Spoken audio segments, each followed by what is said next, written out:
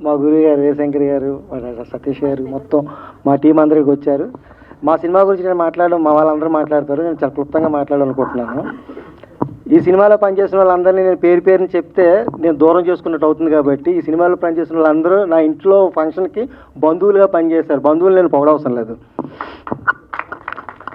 ఇప్పుడు నేను ఒకటే ఏంటంటున్నానంటే, ఒకప్పుడు శతదినోత్సవాలు, పండగలు, వేడుకలు అంటూ జరుగుతున్న ఇండస్ట్రీ రోజు రోజుకి జత దినోత్సవాలు 2 రోజులలాగా దండుకోవడం మొదలుపెట్టారు. అది కాలక్రమేణా అవడం వల్ల చిన్న సినిమా పెద్ద సినిమా అంటూ కొంతకాలం పోతే ఏమవుతుందని భయం వేస్తుంది.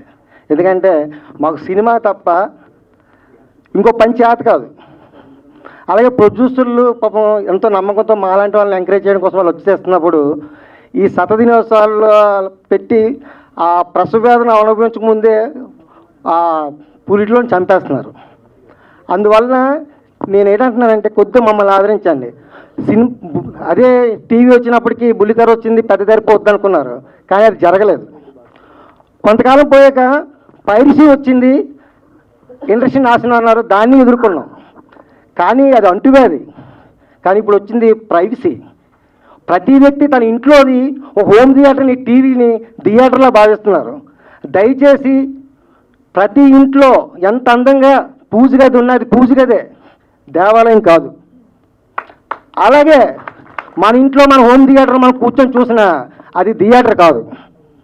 అందువల్ల మనం దేవుడి దగ్గరికి వెళ్ళేటప్పుడు సాష్టాంగ నమస్కారం చేస్తాం. అలాగే ప్రేక్షకులందరూ మమ్మల్ని ఆదరించడానికి థియేటర్లకు వస్తారని, అందుకే మీకు అందరికీ సాష్టాంగ నమస్కారం చేస్తున్నాను. మా సినిమాని బతికించండి. లేదంటే ముందు తరంలో ఒకప్పుడు తోలుబొమ్మలు అటన్నట్టే తెర మీద సినిమాలు వేసారంట అని చెప్పుకునే స్థాయికి వెళ్ళిపోతాం. అందుకోసం పాత్రికేయులు అందరూ మమ్మల్ని అర్థం చేసుకోండి.